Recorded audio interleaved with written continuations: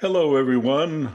I'm Dr. George Simon, and welcome to another edition of the New Character Matters. This is a program where we talk about what I consider to be the defining issue of our time, the character crisis that we've been in for some time now, and how it's affected every aspect of our lives and what we can do to help turn things around. And toward that end, as many of you know, I've written a few books and have a blog at www.drgeorgesimon.com. That's drgeorgesimon.com. Many articles that you can find there on the topic of character dysfunction, help you understand what's been going on in your troubled relationships, what you can do to more successfully navigate through this character impaired world of ours. And of course, then there are these podcasts that we'll have another live episode announcement about pretty soon. It will be a YouTube streamed event as opposed to a Facebook live streamed event. And I'll have information, as I mentioned just a bit ago, in the next couple of weeks about when that live event will be. I'm going to schedule it at a time that the audience across the world will be able to participate more easily. Different time zones require different kinds of considerations, and we want as many people who want to participate to be able to participate. But even if you can't participate live and you want to submit questions, you can do so by using the Contact Dr. Simon feature on my blog. Just go to the contact page and fill out a brief form and submit it.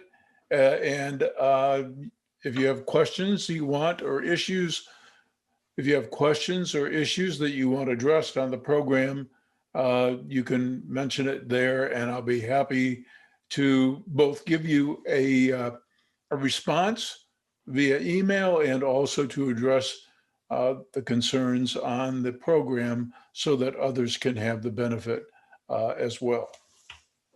Today's program is going to focus, as I mentioned last week, once again on aspects of the third commandment that I've been talking about healthy character development.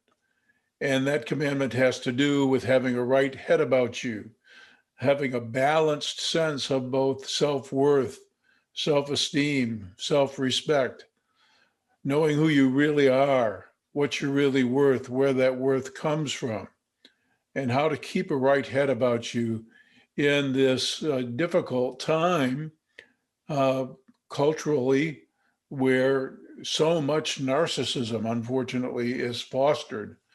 We hear a lot about narcissism these days. In fact, almost everyone seems to be an expert on it. There's no shortage of narcissism, but narcissism has many faces.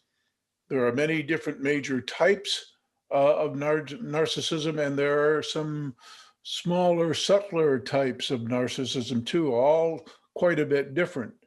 And so we're going to begin a discussion that touches on those subjects today as we talk about ego inflation and the kinds of things that inflate an ego, the kinds of situations that help inflate an ego, the kinds of personal shortcomings that lead to ego inflation, and how all of this relates to the commandment that I've been talking about that has to do with developing that right and balanced sense of self that is so critical to sound character. So let's delve into a little bit this whole notion of ego inflation, what it is and what it isn't, how it comes about usually, and how it contributes to the phenomenon we know as narcissism. You know, the first commandments that we've been talking about, the first four, actually, we haven't talked about the fourth one yet, but the first three, and the one that is to follow, have an awful lot to do with narcissism and how it becomes part of our character. So I want to take some time to talk about that today. First, I think it's worth refreshing the prior commandments that we've already discussed because they bear upon this phenomenon of narcissism as well and the ego inflation that accompanies it. The first commandment, of course, having to do with the realization that the world does not revolve around us, that we're not the center of the universe, and that we are all, whether we like it or not, or appreciate it or not, are intimately interconnected and in ways that are really profound when we come to understand them. It's a very complex, interconnected universe, and everyone and everything belongs in it. And it's finding that place and coming to a higher degree of awareness about how it all works and what our place is in the grand scheme of things and how we can best make the kind of impact that only grows and facilitates the course of events in the universe that is clearly taking us somewhere. We're headed somewhere. Now, where that somewhere is has a lot to do with how we participate, the decisions we make, how we decide to relate. Everything we do, everything we say, every action we take, every sentiment we hold has impact. It's unavoidable. We all affect everything else. And so how we do that really matters. And narcissistic individuals don't really care. They're a universe unto their own. They haven't outgrown this inherent egocentricity that all of us are born with. So the first commandment has a lot to do with the narcissism and ego inflation that we're going to be talking about today. Second commandment also does too, which has to do with overcoming any sense of entitlement, realizing how inherently indebted we are, having awe and reverence for this incredible unearned gift that life is, that the grace that accompanies every single breath that we draw. There are no entitlements in life, and yet it can seem so in this age of plenty and indulgence and egocentrism. It can sure seem like we're entitled to everything just because we have a heartbeat. And this is really detrimental to our character formation. So narcissists, in essence, have already failed to progress in their character development in line with the first two commandments. And then, of course, there's this third that we've been talking about getting a balanced sense of self, not having a self-image that's inflated or unhealthily deflated. So all of this relates to the topic of today, which is how a head gets bent out of shape in the first place, how one's ego becomes inflated, and how that bears upon the kind of narcissism that a person will show in their lives. Now, I've written several articles about this, and I first wrote about it in my book, Character Disturbance. I knew I knew early on in my clinical case study research many years ago, from dealing with hundreds of character impaired individuals, especially individuals showing the ego inflation that comes along with various types of narcissism. I knew at that time that there were two major, very different types of narcissism, but I didn't have the same labels for those two major types that the research these days has borne out exist.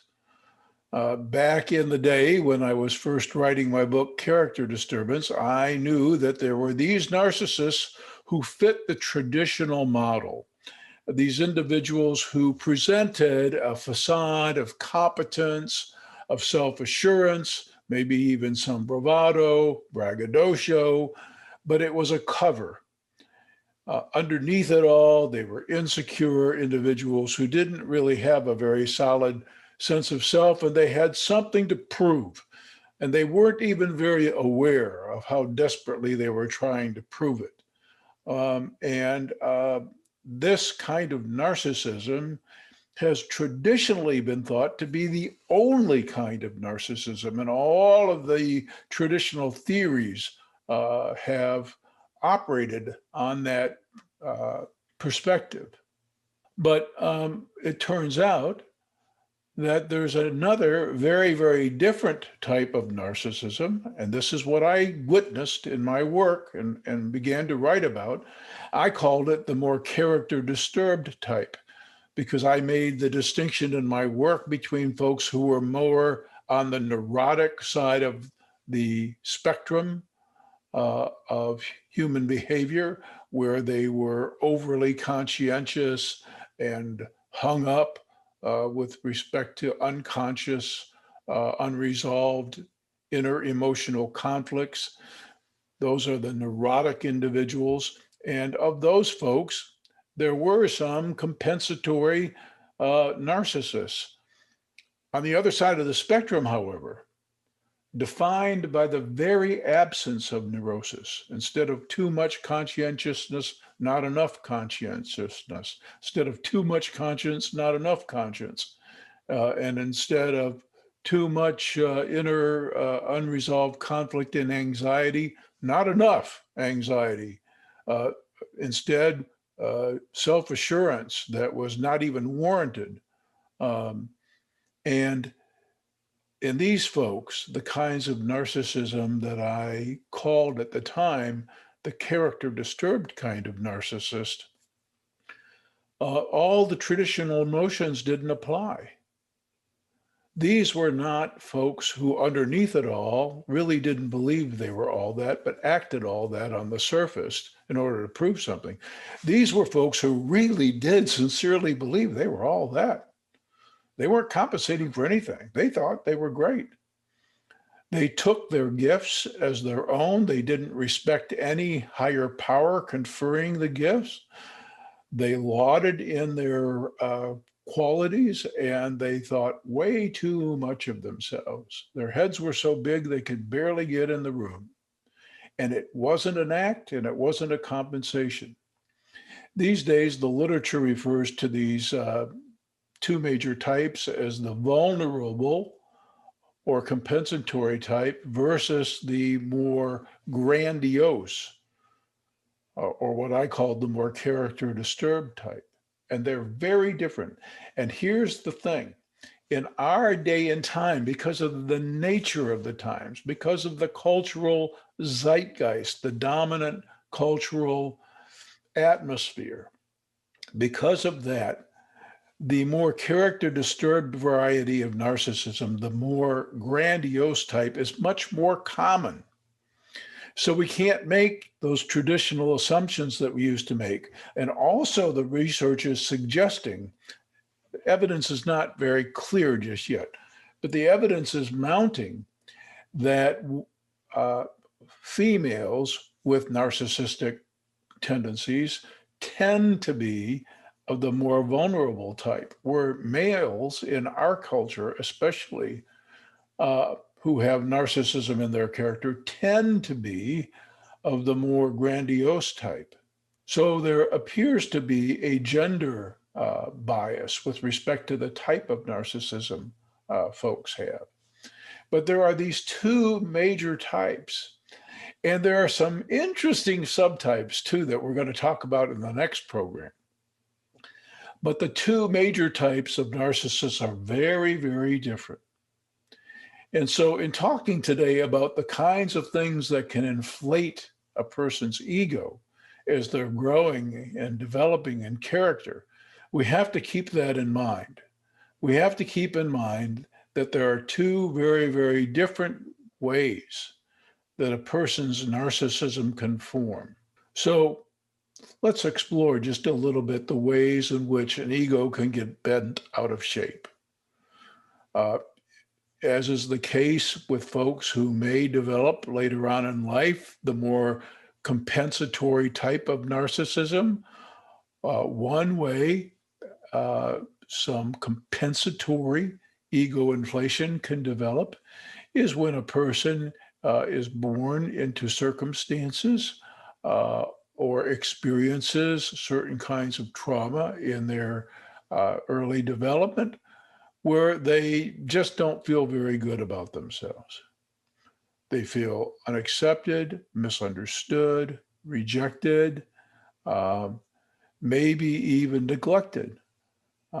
And if they have problems, especially fitting in with their peers as they grow and enter school and uh, begin to form their character, and they struggle with with an impoverished sense of self, where they don't really feel like they're worth very much, where they don't really feel like they have much value, it can go one of two ways. They can kind of withdraw and basically bow out of the world, detach themselves from the pain of rejection, or they can compensate in some way. They can put on a front, do their best, albeit unconsciously, to convince folks that they are really worth loving, that they are really worth something. And so it can happen in that way. But deprivation, rejection, neglect are not the only kinds of trauma, and they're not the only kinds of things that can help shape a person's tendency to be narcissistic in character. Those things that I just mentioned can contribute to someone developing the more compensatory or vulnerable type of narcissism. But there are other things that can happen too. And one of the most insidious that I found in my years of work is when someone is born into and grows up within a highly dysfunctional family system where the child who was never meant to be in the position of, say, an adult, caretaker, uh, parent, where a child whose job it is to be mentored and assisted in their own formation. When a child is the healthiest and most and highest functioning member of a dysfunctional family system, boy, do you have trouble. Because it's so easy for that person in the midst of so much dysfunction to feel like they've got it all figured out, to feel a sense of power that's unwarranted, to feel a sense of competence that's unwarranted. Yes, in their small little world, they're at the top. But that's not because of anything that they've really developed in themselves in character. It's because everybody else around them is so dysfunctional. Maybe a parent is all strung out. Maybe the parents are not available emotionally. Maybe their relationship is so conflictual and so petty and so full of dysfunction that the individual who has found some kind of solace outside the system, maybe has found a healthy support network at school or in outside activities, has come to create their own world and their own sense of normalcy. So it is not unusual, but even though it's quite sad, that individuals who grow up within a very unhealthy, dysfunctional system can get an unrealistic opinion about themselves, their capabilities, even their worth. And it's not their fault. And in a way, you could say it's born of trauma, but it's not the same kind of trauma. They just get to thinking that they've got this. And that's because nobody else in the system does. So they form an unrealistic sense of self. They overestimate their capabilities. And because they've learned a few things along the way, and because they have developed some confidence, every time they have a success, they only regard it as a testament to the fact that they've kind of got this. They don't really need to listen to anybody. They don't really need any guidance. It's so sad. This problem with character dysfunction is it's kind of analogous to what's going on here with uh, these viruses that are going around, not just COVID and the variants, but all the others lurking around the corner that we don't know about yet. It's a serious, serious threat to our survival, this character problem that's been going on for some time. And the first step to even beginning to reckon with a problem is correctly identifying just what the problem is. And it is clear from mounds and mounds and mounds of evidence that the problem is not that we don't have enough rules. We have so many of them, you can't count them all. We have millions and millions of laws on the books. It's not that we don't have enough rules. And it's not that we don't have enough education. It's character. And it's the lack of attention that we've afforded character formation. And it's the lack of structures and institutions and support systems necessary to help not only forge good character, but reinforce character, to give it the status that it rightfully should enjoy as something to be inspired to, more than money, more than social ascendance and success, more than glory. Character needs its rightful place, and until it has it once again, we're going to remain in big trouble in so many aspects of life. It affects everything, everything. And I witnessed it year after year, day after day, in session after session, breaking my heart, which is why I started to write about it so long ago. And until I draw my last breath, I'm going to be, I guess you might say, pontificating about it. I don't like that term. Sometimes I feel like I am pontificating, but I know this. Deep rooted inside me is this desire to put something out there in a fairly provocative way about what's happened and why. Because we have been deluding ourselves for a long time. So let me get back to, again, the things that kind of can inflate character. And we've talked about two of them. Another thing that can inflate self-esteem, or that can inflate one's image of oneself, one's sense of self. Another thing that can do it is when we basically claim credit for the things that rightfully are ours to claim credit for. And I mentioned this last week. Research has been done on this. Now, we now know that this is true. I suspected it when I was doing my clinical case studies, when I was writing character disturbance. But we now have empirical confirmation of it. You can really praise little Johnny and little Susie for the wrong things. And when you do, you will help them get an unrealistic sense of self. When you tell them over and over again what pretty blue eyes they have, or how smart they are, or how beautiful they are, when you tell them these things that they had nothing to do with, you will help them get an unbalanced sense of self.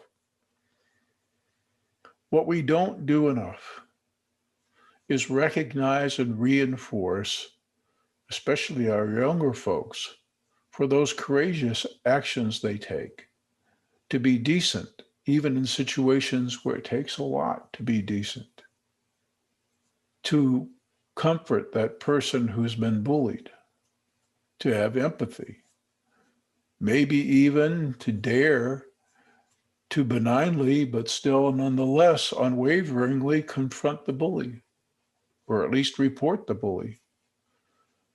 Take a stand. These things are difficult. They don't come naturally for children. It's part of good character. And we don't recognize and reward and support these efforts enough. Instead, we prize people for their gifts.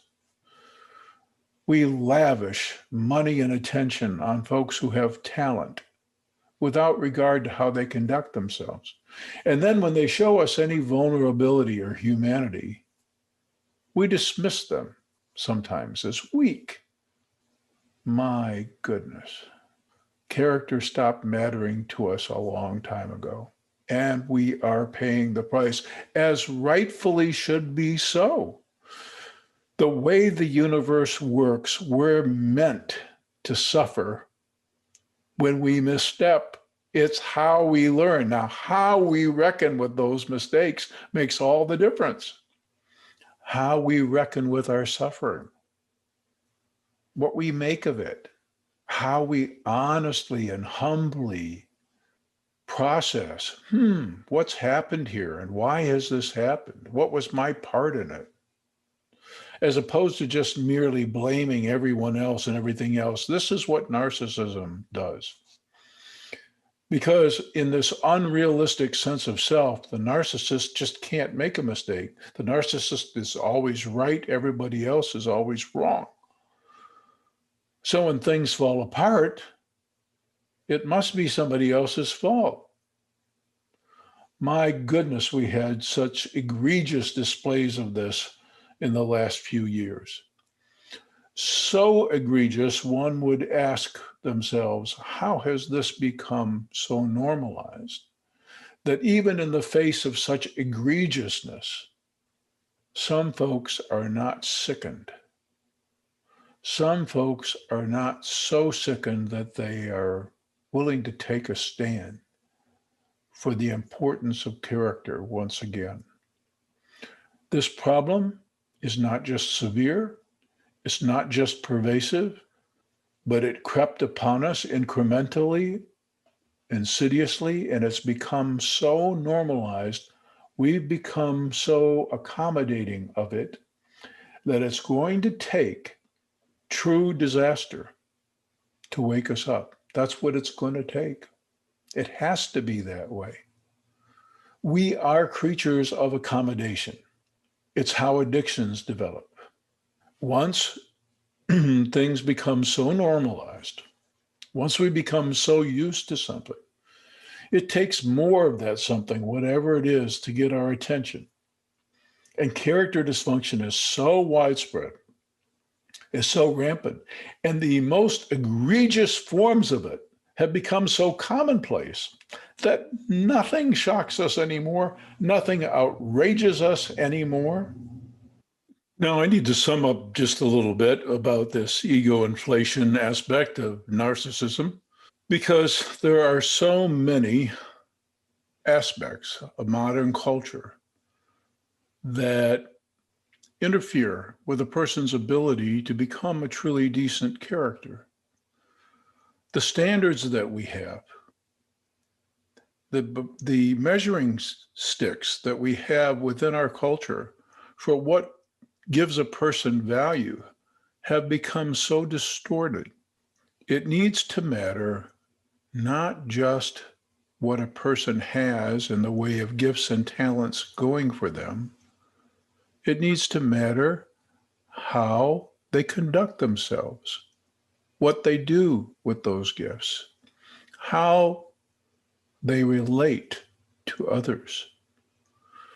In short, how well they love, how maturely they really love, And by definition, love is not a sentiment. It's a behavior. It's a way of relating with regard, not just to others, but everything that exists. And the way we relate, typically, the way most of us relate to the world and to each other is with expectation, entitlement, neglect, exploitation, take what you can get. It's all about me. It's all about me having my share, feeling good about myself, hopefully seeing myself as at the top of the pecking order as opposed to the bottom, corralling all those things that are important to me that I think will bring me satisfaction, pleasure, and then feeling proud of myself for garnering them if I'm able to garner them. You see, with ego, which is the thing that becomes inflated in narcissism, with ego, there's always no room for anything bigger. Some writers have suggested that ego is but an acronym for edging God out. There's truth to that. Where an inflated sense of self exists, there's no room for anything bigger. There's no room in the heart for the influence of anything. There's no reason to